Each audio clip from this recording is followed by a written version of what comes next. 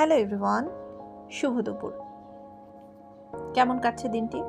আজকে রমজানের দ্বিতীয় দিন। সবাই নিশ্চয়ই অনেক ব্যস্ততায় দিন কাটাচ্ছেন।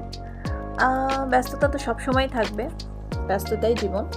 তারপরও ব্যস্ততার পাশাপাশি মাঝে মাঝে কিন্তু নিজের জন্য একটু সময় বের করা, ব্যস্ততা থেকে বের হয়ে প্রকৃতির মাঝে মিশে যাওয়া, প্রকৃতির সাথে একান্তে সময় কাটানো কিন্তু ভীষণ প্রয়োজন।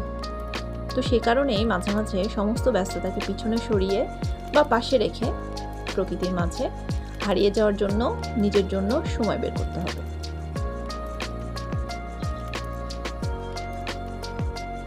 সুন্দর খোলা রাস্তা, দুপাশে সবুজ প্রকৃতি আর চারিদিকে পাখির কোলাহল।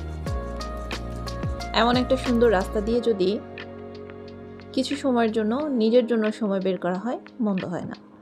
তেমনই একটি সময়ে কিছুদিন আগে ঘুরে এসেছিলাম। ভীষণ সুন্দর, একেবারে মফস্বল এলাকার সুন্দর রাস্তা, দুপাশে গাছগাছালি, তার ভিতর দিয়ে উকি দেয় মানুষের ঘরবাড়ি। এত সুন্দর গুছানো ছিমছাম পরিপাটি, প্রকৃতি যেন নিজ হাতে ডাকছে। ব্যস্ততার সময় পার করে মাঝে মাঝে নিজেকে সময় দেওয়া প্রয়োজন, কারণ একই দিনে প্রতিদিন একই রকম একইভাবে কাজ করলে যেটা হয়, কাজে নিজের মধ্যে এক ধরনের একঘেয়েমি চলে আসে। তো সেগুলোকে পেছনে ফেলে যখন আমরা একটু অন্যরকম পরিবেশে, একটু প্রকৃতির মাঝে একটু নিজের মতো করে সময় কাটাই, তখন কিন্তু সেই একঘেয়েমি ব্যাপারগুলো চলে যায়।